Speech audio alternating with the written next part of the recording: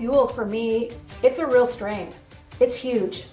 Now at 6, local farmers are struggling to keep up as gas prices continue to rise. Why some say if things don't improve, they may have to sell their farms. And DHS workers, including TSA agents forced to work during the government shutdown, getting some help this tax season. How much extra time they have to file coming up. And after 6 years, an iconic piece of Portland is returning downtown today. A look at the work done to bring the Thompson Elk statue back to life ahead as your News at Sunrise starts right now.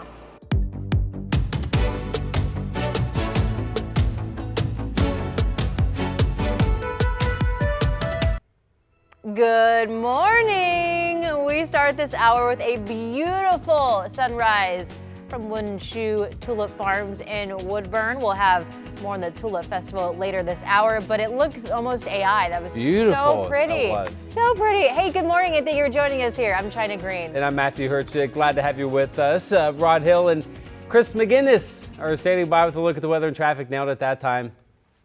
Is that Eric out there, do we know, with Yes. Thomas? Yes. Yeah. Eric looks better than AI. I'm going to start saying AI looks like Eric Patterson, our fine photographer out there. Wells Fargo camera, beautiful blue sky up top this morning. Obviously, we are clear, and it will be that way a good chunk of the day today. We're down to 43 degrees. That's a view from top of the Wells Fargo building. There's Mount Hood looking up by the Columbia from the Vancouver, the Springs at the waterfront. Pearson Airfield now reporting a temperature down to 40 degrees. To the bus stop we go. Warmest day of the week. 43 out the door on average, 62 at noon, 73 when the kids get out of school, and we'll keep warming up into the mid-70s this afternoon. Here's Chris. Hey, Rod, thank you for that. We pick it up in the Rose Quarter, I-5 southbound. We had some overnight road work as part of the Rose Quarter Improvement Project here. ODOT and contractors doing some improvement to the center median there as they prepare to advance that project. It looks like they picked up the construction cones. We had some local slowing there even within the last few minutes, but whatever was causing that has flushed out. So we're good to go there. This is near Broadway. You can see traffic zipping along just fine. We'll switch gears real quick. Door number 2 takes us to the Sylvan Hill. A little bit busier than the last half hour, but so far barely a blip in the drive time fun meter. We're getting around just fine with no crashes or unexpected freeway delays just yet. Chris, thank you. Iran has once again closed the Strait of Hormuz after Israeli airstrikes rocked parts of Lebanon yesterday morning, just hours after the U.S. and Iran announced a 2-week ceasefire. Israel defended its actions, saying Hezbollah is not covered by the agreement, but mediators for the peace talks between the U.S. and Iran in Pakistan say they are. Keeping the Strait of Hormuz open was a key aspect of the ceasefire agreement. President Donald Trump posting on Truth Social overnight saying the U.S. military will remain in Iran until a full peace deal is reached, adding that if one isn't, quote, the shooting starts. Meantime, a U.S. delegation led by Vice President J.D. Vance is headed to Pakistan this weekend to continue peace talks with Iran. Well, the president's very, very clear. The deal is a ceasefire, a negotiation. That's what we give. And what they give is the straits are going to be reopened. If we don't see that happening, the president is not going to abide by our terms if the Iranians are not abiding by their terms. Efforts to cement a more lasting peace in the region is facing some headwinds.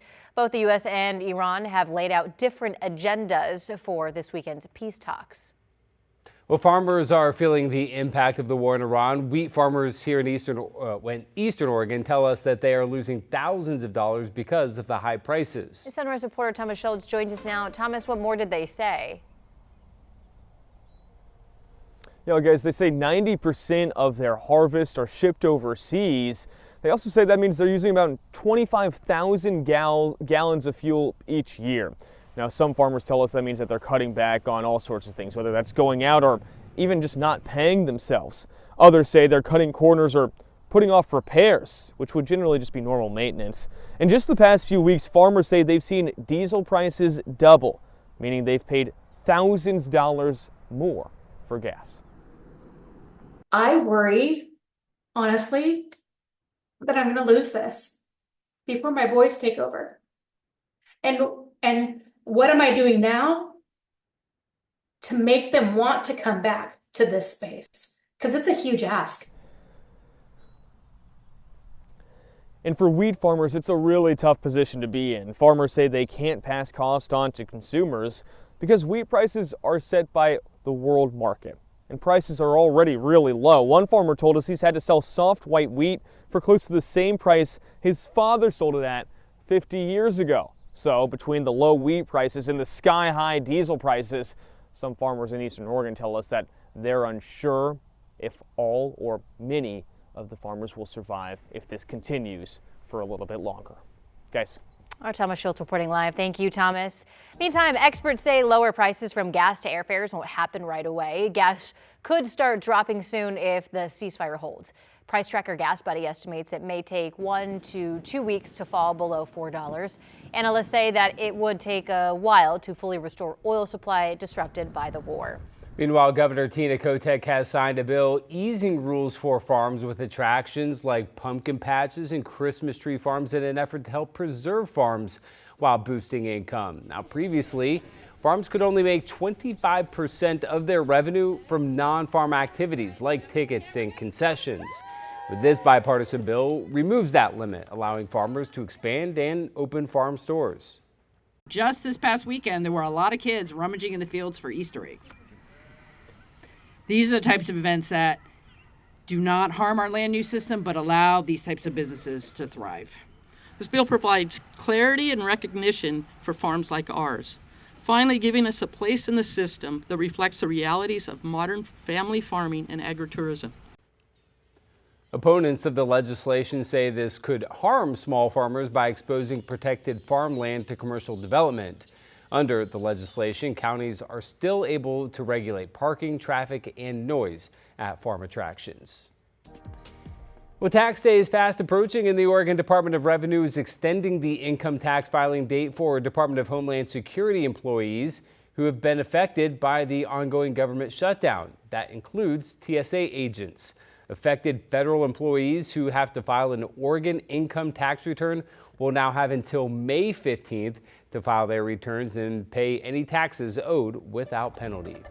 Happening today, after nearly 6 years, a Portland icon is finally making its return to downtown. Yeah, the Thompson elk statue is coming back to Southwest Main Street with a community celebration planned this weekend. Sunrise reporter Corey Johnson joining us live from the site of the statue's future home with those details. Good morning, Corey. Yeah, good morning, Matthew. China, this elk has been gone since 2020. Now, after years of repairs and delays, it's set to return home finally. Now, the Thompson elk is one of Portland's most recognizable landmarks. It was removed in July of 2020 after inspectors found serious damage to its stone base following nightly protests. Now, since then, crews have rebuilt the fountain while upgrading the area with improved accessibility, new lighting, a bike lane on one side, as well as a combined car and bus lane on the other. Now, stone and materials for the $2.2 million project were also sourced and worked on across multiple states, from quarries in Vermont to fabricators in Ohio, all to preserve the landmark's 125-year history. Now, the elk statue itself has also been restored with a fresh coat of wax ahead of its return. While the elk is set to return today, the public ceremony set to celebrate, that's going to take place on Sunday with food carts, community booths, and a scheduled ribbon cutting that's set for that day. Matthew, China. Our Corey Johnson reporting live this morning. Corey, thank you. All right, your time now is 6:08. We are taking a live look from the Chehalem Tasting Room Skycam in Sherwood with the sun inching its way up this morning. Rod Hill, it looks to be a beautiful forecast ahead. But will it be? Is forecasting that easy? That's why we give you 3 minutes in the show. Okay. Well, you're right. It's going to be a nice day. Sun up 6:35 this morning, so we're getting close. Seeing those beautiful early morning clear sky colors.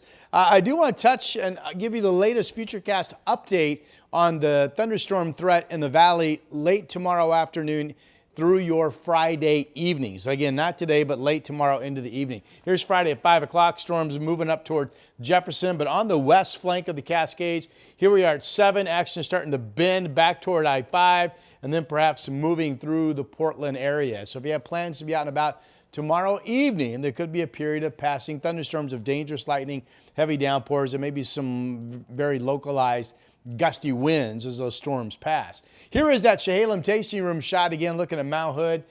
43 degrees is the temperature out there. We've got 45 in Beaverton, 39 in Sandy, 36 in Battlegrounds. A little bit of an early April morning chill in the air. 42 in Salem and 40 degrees up in McMinnville. The forecast map, generally a good one today. We've got a lot of sun. We have 60s out east. We have 71 in Madras. We have 70s from Eugene up into Kelso. Some 60s returning to the coast. Now later today, thunderstorms in southern Oregon might bounce all the way northward up towards Sun River and Bend and could move northward up toward Eugene. And then again, that's that flow pattern that we think will move thunderstorms potentially up through Portland the back half of tomorrow into the evening. So 75 today. Tomorrow, much of the day is sunny and warm, but the late day storm threat with the impact alert because of that. And then we've got the scattered showers Saturday and Sunday, and there could be localized downpours still moving through the area on Saturday. Right now, I've got a dry day sandwiched in Tuesday of next week, and that is your update.